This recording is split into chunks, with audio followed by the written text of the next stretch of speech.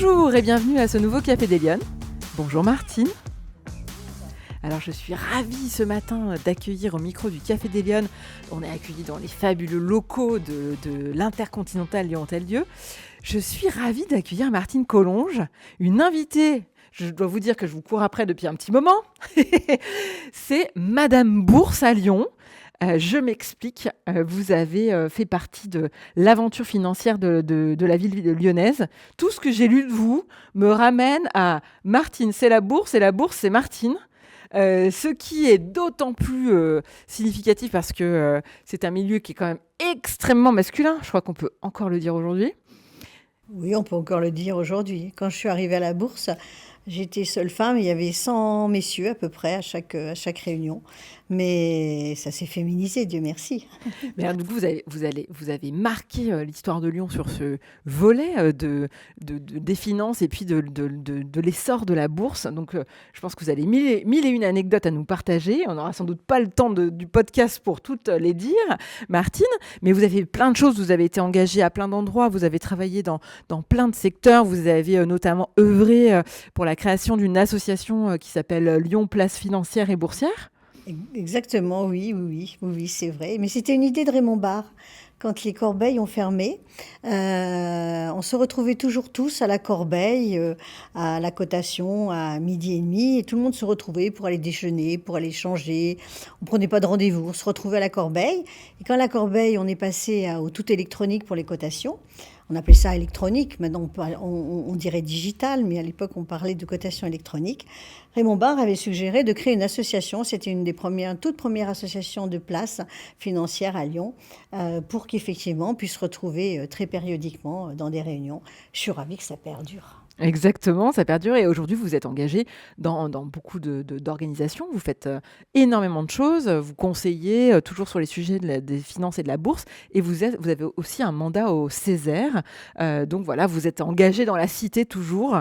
Mais moi j'avais vraiment envie de vous inviter Martine pour qu'on puisse parler de cette place des femmes dans le milieu de la finance et de la bourse, que c'est quand même un milieu particulier qui souvent effraie encore les femmes, sans doute pour de mauvaises raisons, et qu'il est important qu'on leur donne envie un peu d'aller se frotter à ce genre d'exercices et de sujets parce qu'ils sont importants dans l'économie aujourd'hui.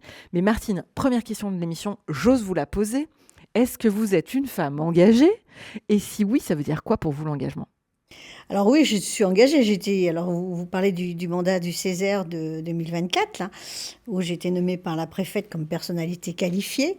Je vais essayer d'apporter mon savoir. Mais j'étais aussi engagée au conseil municipal pendant 12 ans, 2 mandats à Tassin, dans ma ville de résidence. J'ai été engagée effectivement maintenant dans une association qui s'appelle l'Association française des familles office. Je suis engagée dans une association qui s'appelle Elle on Board pour que la place des femmes dans la gouvernance. Ouais. Et puis je suis engagée aussi, alors comme petite marraine d'une association qui s'appelle Ma Chance Moi Aussi, qui vise à accompagner les enfants dans les cités un petit peu compliquées et des enfants qui sont en difficulté. On accompagne les enfants, les parents, d'un point de vue scolaire bien entendu, culturel, pour les vacances. Voilà, c'est une association qui a 10 ans, qui a été créée par un chef d'entreprise qui a vendu son entreprise que je connaissais bien et qui m'a emmenée dans son aventure. Et puis on n'a pas forcément besoin d'être dans un milieu associatif pour se sentir engagé à aider les autres. Et je marraine 2 étudiantes boursières de l'EM Lyon. J'accompagne des personnes qui sont, alors dans mon domaine, hein, bien entendu, en recherche d'emploi, en nouvelle orientation. Voilà, et ça, je fais ça tout bénévolement, bien entendu. Mais alors pourquoi vous faites tout ce que vous faites? C'est important d'être engagé comme ça vous apporte quoi? Eh ben, je crois que j'ai été marquée par quand j'ai été accueillie à la Bourse de Lyon en 1980, j'ai eu un père professionnel qui s'appelait Régis de Lagrovol, qui avait l'habitude de partager avec d'autres personnes, d'être à l'écoute. Et je pense que c'est lui qui m'a appris cette écoute-là. et d'écouter. En fait, on sert de miroir, on fait parler les gens, c'est pas très très compliqué. C'est leur donner du temps, c'est les aider, et je pense que ça c'est important. Oui, mais alors, on a tous une vie professionnelle, une vie familiale, il y a beaucoup de choses à gérer pour déjà, ne serait-ce qu'assurer ce qu'on est censé faire. Aller en plus trouver du temps, le consacrer aux autres, comment on fait tout ça? Je vais pas chercher, c'est des personnes que j'ai connues ou qui viennent me voir spontanément parce qu'elles pensent que je peux les aider. Je vais pas chercher. Oui, je le fais. Je réponds oui à beaucoup de personnes. Parfois, je dis non parce que je me sens pas apte à répondre. Faut être aussi très humble, de dire voilà, moi je suis plus complètement dans la vie professionnelle, donc je leur dis voilà mon regard. Mais veiller à regarder d'autres personnes sur ces points-là. Oui, je suis beaucoup la RSE, l'intelligence artificielle, parce que je suis dans un conseil, j'étais dans 3 conseils d'administration, maintenant je suis plus que dans un conseil d'administration, mais on a besoin de rester connecté, même si on n'est plus directement active Mais professionnellement. Martine, vous trouvez que les femmes, elles sont, suffisamment présentes, engagées en France dans le débat public aujourd'hui? Je pense qu'elles n'ont pas forcément assez confiance en elles. J'avais coutume de dire, je me suis fait peut-être ma place, c'est peut-être l'apprentissage d'être dans ce milieu d'hommes, extrêmement respectueux, toujours prêt à m'aider, toujours prêt à me pousser en avant, à m'aider. J'ai rencontré que des belles personnes masculines et qui m'ont aidé professionnellement. Et je pense que ce que l'on m'a donné, j'ai envie de le rendre aussi, de redonner cette chance qu'on m'a donnée. Et les femmes, bah souvent, elles n'ont pas suffisamment confiance en elles. Parce on leur donne peut-être pas suffisamment confiance. Parce qu'elles se sentent différentes des hommes. Et on est différents. On n'a pas les mêmes manières de travailler. On est méticuleux, trop méticuleux. Ils sont plus globaux. Ils sont peut-être parfois très globaux. Et c'est l'alliance des deux qui fait que dans une réunion, dans l'activité professionnelle, nous sommes extrêmement complémentaires. Et j'avais coutume de dire, vous voulez un pot de fleurs, vous voulez une femme, vous voulez un pot de fleurs, mais je vous avertis, je suis un pot de fleurs qui parle. Oui, mais alors, précisément, ça n'a pas été trop compliqué de s'imposer dans un milieu, hem, évidemment très masculin, avec des codes parfois difficiles, c'est très compétitif. Vous avez fréquenté, on va dire les hautes sphères, enfin ce qu'on appelle un peu les hautes sphères, c'est-à-dire les grands décideurs économiques, des milieux où il y a beaucoup d'argent, il y a du pouvoir, il y a des gouvernances compliquées. Oui, mais j'ai rencontré des belles personnes qui m'ont poussée, qui m'ont donné confiance en disant, mais Martine, vous pouvez y arriver, faites telle formation, vous y arriverez, voilà. Et donc, quand des personnes ont confiance en vous, et notamment des hommes, ça vous donne des ailes, on va dire un Mmh. petit peu, ça vous donne de la constance. Et c'est pour ça que j'ai envie de redonner aussi. Voilà, c'est un petit peu ce qui me conduit aujourd'hui. Et oui, alors les femmes, elles n'ont pas assez confiance en elles. C'est-à-dire que quand on leur propose un poste, souvent, dans le poste, elles disent, oh, mais je vais arriver à faire, non, je ne vais pas arriver à faire 100% du poste. Et en fait, si, on avance en marchant. Mmh. Donc, elles peuvent très bien y arriver. Mais elles n'ont pas suffisamment confiance parce qu'elles sont peut-être pas dans un entourage qui leur donne suffisamment confiance. Et c'est cela qu'il faut faire, qu'il faut réaliser. Alors vous, Martine, quand vous étiez petite fille, vous vous rêviez de faire quoi plus grande? Vous vouliez être dans la bourse, les Pas du tout. finances? Pas du tout. C'était Pas quoi du votre tout. rêve de petite Pas du fille? tout. Mon rêve de petite fille, j'étais dans un milieu. Mon père était ouvrier à la SNCF, donc voilà, donc milieu extrêmement simple. J'avais une grand-mère qui était libérée parce qu'elle était née au 19e siècle. Elle avait un atelier de couture, elle formait tout le monde et elle disait à son mari quand il rentrait de l'usine de faire la soupe. Donc elle était très libérée. Donc j'avais ces modèles-là et puis des modèles de sportifs, il y avait des coureurs cyclistes. Ah oui, La course. Donc voilà, donc j'avais persévérance. pas vraiment d'idée. J'étais plutôt matheuse, j'aimais beaucoup ce qu'on appelait l'informatique à l'époque. Donc très vite, quand il y a eu un ordinateur qui est passé par là, je m'y suis mise. Ah, toute seule? Oui, oui, Ouais, oui, ça oui, vous... oui, c'était voilà, j'avais envie d'apprendre en fait, constamment. D'ailleurs, Curieuse. enfin bon, je veux dire très récemment, j'ai fait une formation sur la CSRD. Tout le monde m'a regardé en me disant, ben, je dis oui, je suis dans un conseil d'administration. Je ne sais pas ce que c'est que la CCRD. Franchement, je démissionne, quoi. C'est quoi la CCRD? Bah, c'est tout le...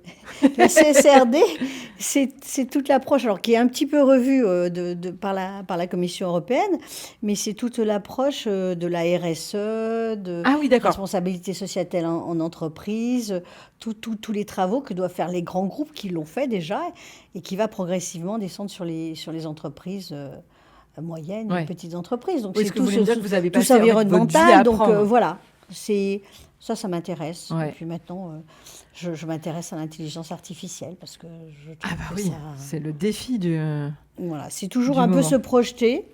Et c'est pour ça que je peux encore un petit peu accompagner des personnes dans leur démarche.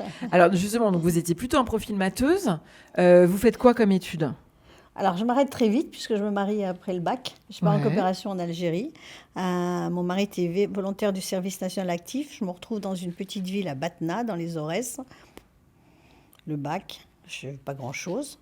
Il y avait des coopérants qui avaient des enfants. Je crée une petite maternelle pour les enfants de coopérants. Ok. Sans savoir, sans m'être vraiment occupée des enfants auparavant, voilà. Première activité, puis je rentre en France et je vais travailler au tribunal de commerce, au greffe, puis après au secrétariat de la présidence. Parce que quand j'étais lycéenne, je travaillais pendant l'été là-bas. Je Ah reviens, oui, je d'accord. retourne. Ok. Et là, au bout de 4 ans, on était fonctionnaire du département. Et j'avais pas tout à fait l'esprit fonctionnaire. Donc, je suis allée voir tous les juges du tribunal en disant, il y a deux axes, la finance et l'assurance, où je pourrais continuer mes études en travaillant. Et j'avais commencé le Conservatoire national des arts et métiers.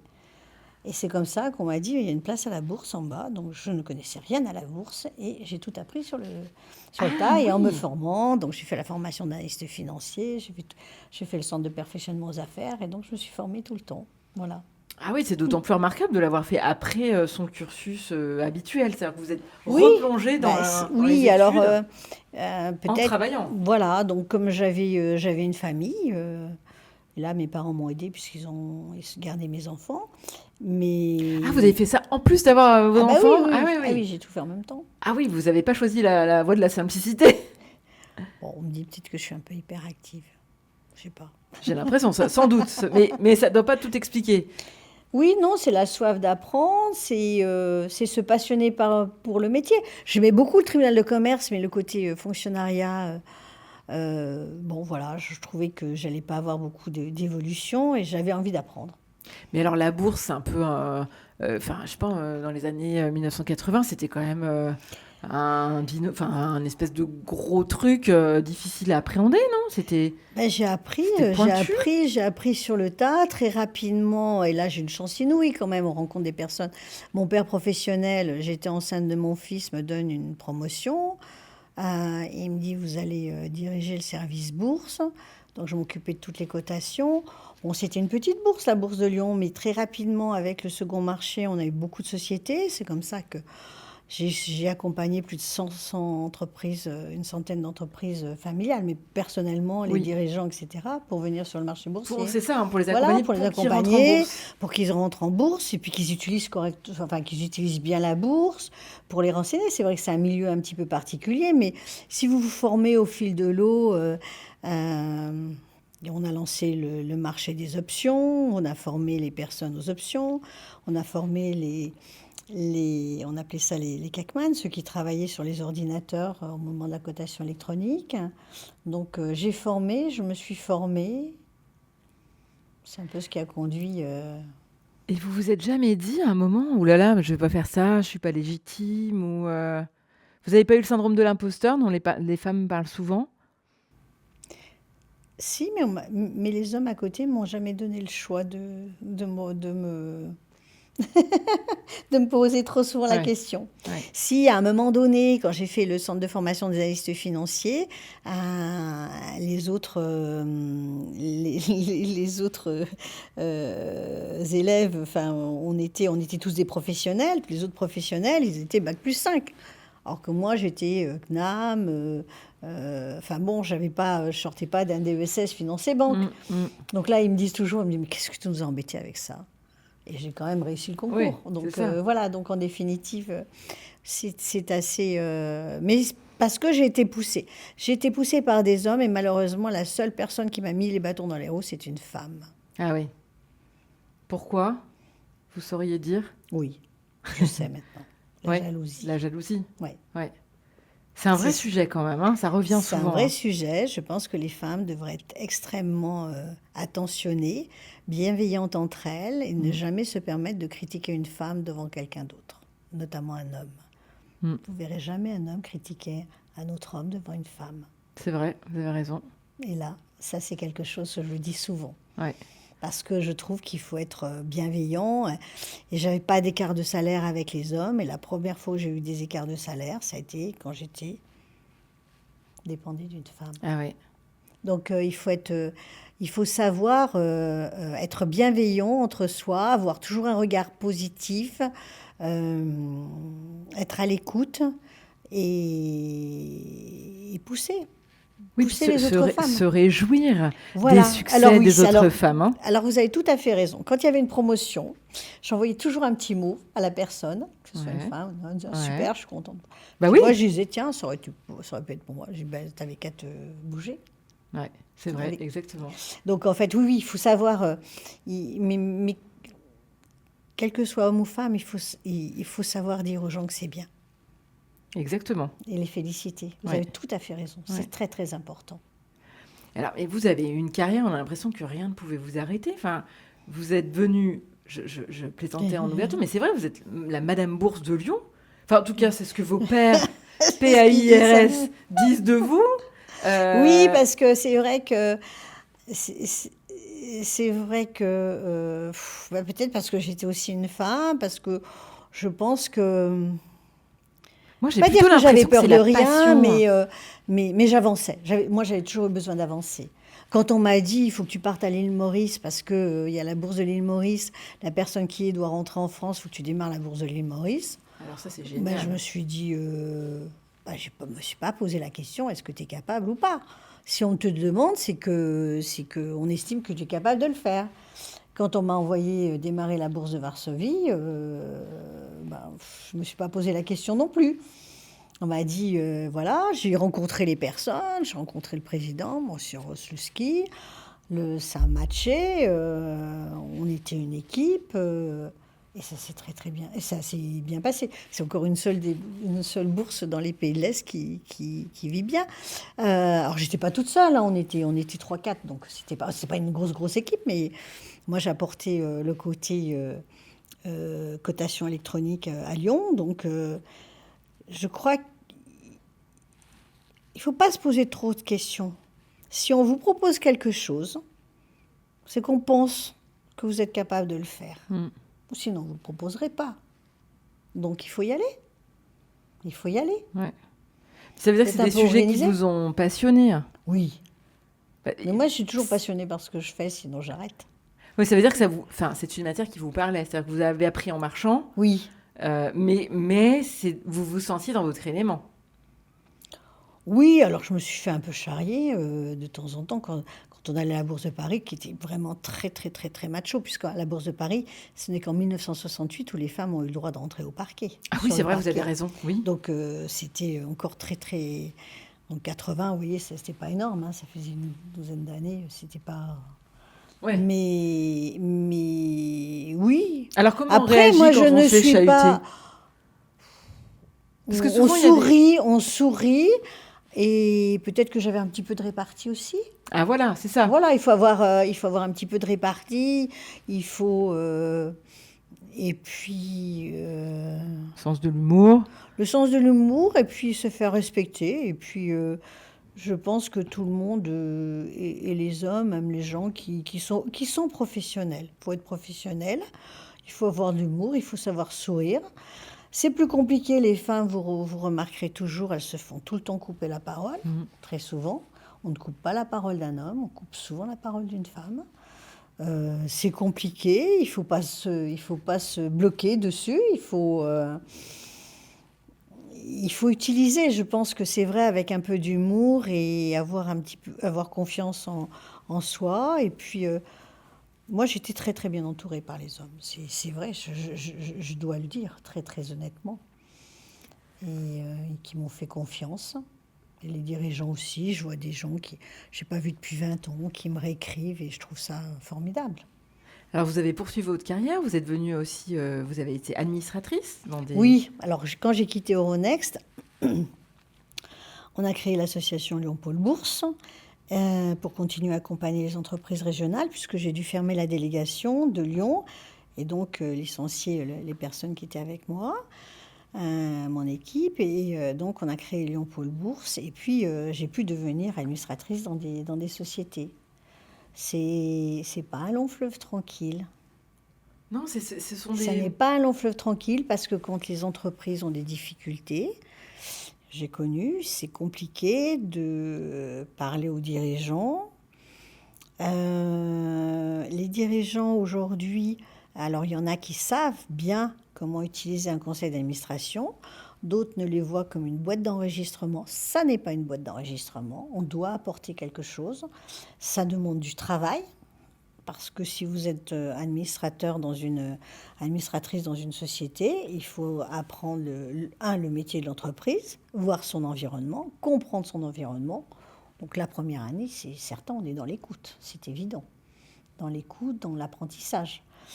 Et ensuite, il faut faire sa place et amener des informations que parfois les dirigeants n'ont pas envie d'entendre. Voilà.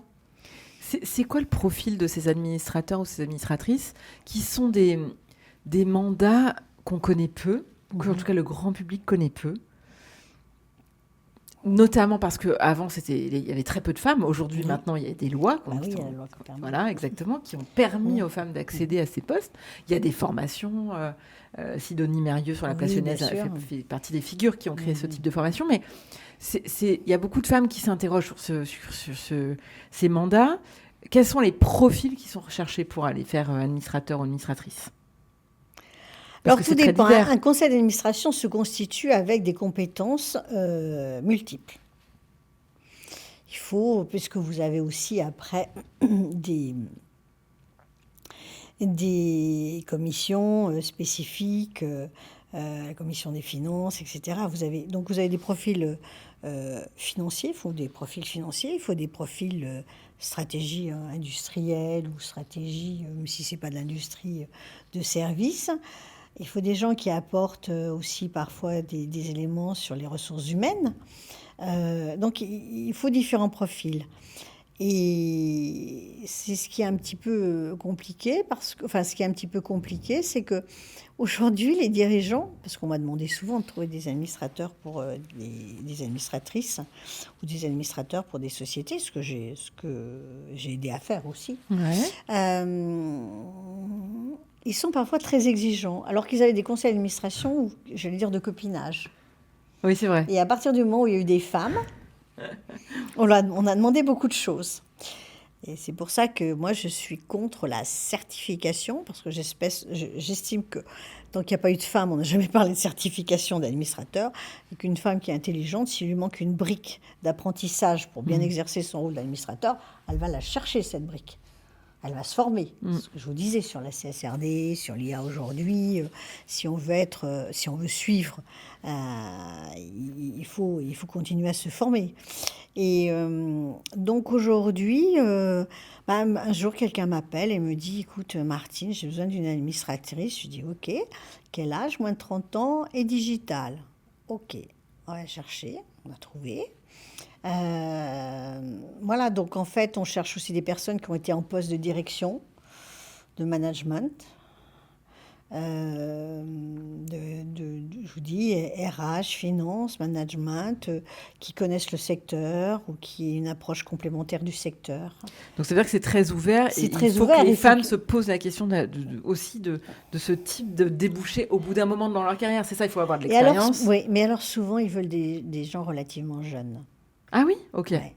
Vous avez des statuts aussi qui prévoient qu'à partir de tel âge, vous ne pouvez plus être administrateur. Ah d'accord, ok. Ah oui, donc dans les statuts, il est prévu un cadre. Donc moi, je vous parle notamment des sociétés cotées qui ont des cadres très spécifiques. Moi, ouais. je suis que dans les sociétés cotées qui avaient des cadres très, très, très réglementés.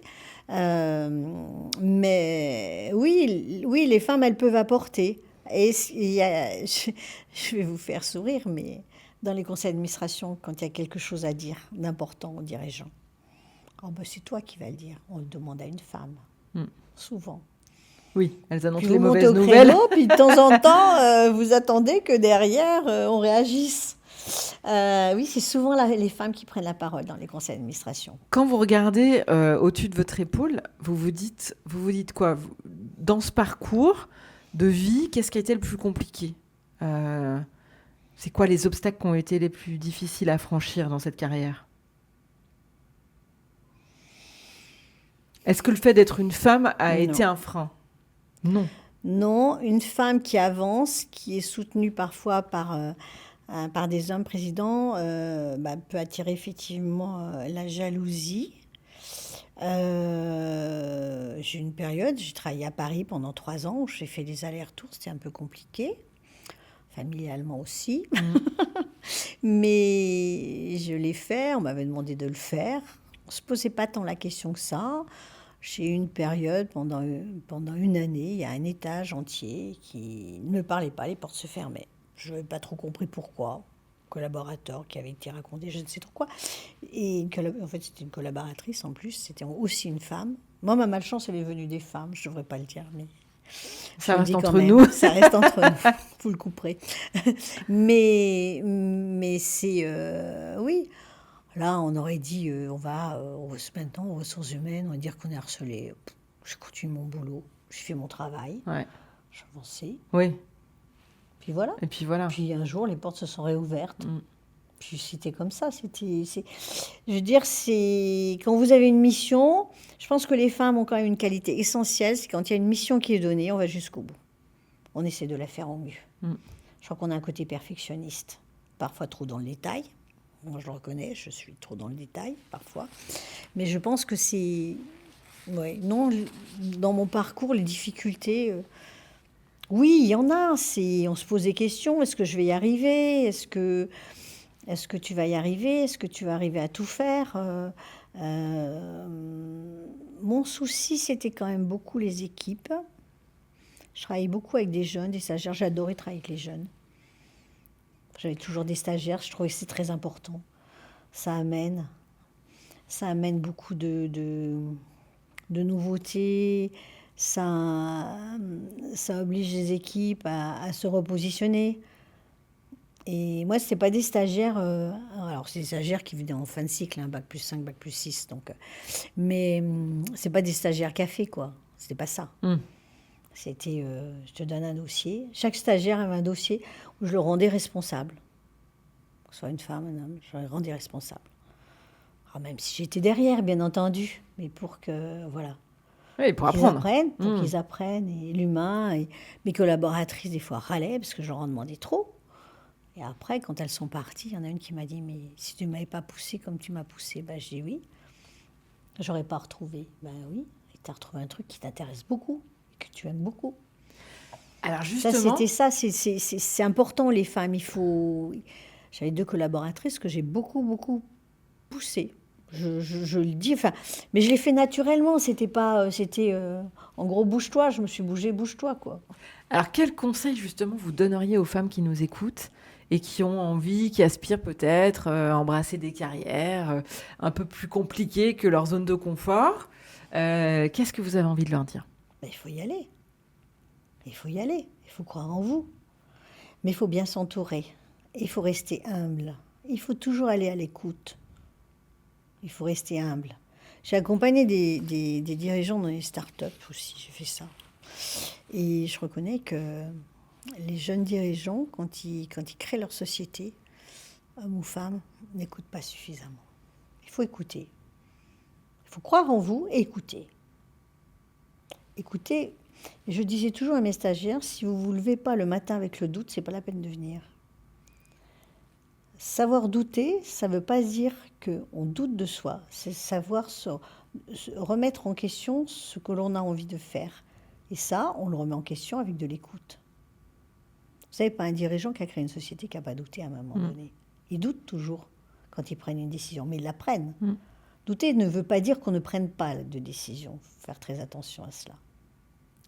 Et alors, Martine, dernière question de l'émission. Si vous aviez une baguette magique quelles mesures vous prendriez pour que les femmes soient plus présentes, plus visibles dans le milieu de la finance ou dans la société en général en France? Alors, c'est une question difficile parce que pendant très longtemps, moi j'ai toujours pensé que les femmes n'étaient pas entre guillemets une espèce à protéger parce que elles devaient avancer. Et je me rends compte que quand même c'est pas si simple que ça. Et si je me suis engagée dans Ellen Board, dans plusieurs choses, c'est que je vois ma fille, mes nièces, etc. C'est pas si simple que ça. Les choses n'ont pas autant évolué que ça. Et elles n'ont peut-être pas bénéficié comme j'ai pu bénéficier d'un entourage qui m'a boosté et qui m'a permis cet ascenseur social. Moi, je dirais, j'ai un ami à Paris et j'ai découvert ça, une association qui est jamais sans elle. Oui. Et cet ami homme me dit, je ne m'assieds jamais à une tribune s'il n'y a pas une femme. Ben, je pense que si on faisait cela, systématiquement, si cette motivation, ça a été créé par une vingtaine d'hommes et quelques femmes, si on le mettait en place, ça serait quand même juste formidable. Eh bien, on va tâcher de l'appliquer pour les prochaines réunions, et de ce qu'il y en a quelques-unes. Martine, merci infiniment d'avoir pris de votre temps pour venir partager avec nous ce parcours incroyable. Et j'espère qu'on aura l'occasion de vous accueillir à nouveau dans d'autres événements de l'équipe d'Eliane pour que vous puissiez un peu nous partager de cette expertise assez dingue que vous avez acquise tout au long de votre carrière et nous donner quelques éclairages et quelques tips en matière de finance. Merci beaucoup d'avoir suivi. Je peux dire quelque chose quand même. Il y a beaucoup de femmes qui ont des parcours incroyables, mais qui sont trop modestes, qu'on ne connaît pas. Et ça, c'est merci à votre équipe, à vous, de les mettre en avant. Il y en a beaucoup. Et qu'elles n'hésitent pas à se mettre en avant. C'est juste devenir quelque part un modèle pour les petites filles. C'est important de le faire, évidemment. Et de réaliser aussi que chacune est importante à son endroit, quel que soit cet endroit. Et que les mathématiques sont très très importantes aussi. Qu'on ne pense pas, on stéréotype un peu les femmes dans certains métiers, elles sont brillantes dans d'autres, et on le voit, Marie Curie, les femmes qui ont permis à ce que des hommes marchent sur la Lune, les Américaines. Exactement. Et donc, je pense que ça, ce sont des exemples bien au-delà du mien. Merci infiniment Martine d'être venue ce matin au Café des Lyonnes. J'espère que ça vous aura plu et moi je vous donne rendez-vous la semaine prochaine pour un prochain Café des Lyonnes. Bonne semaine.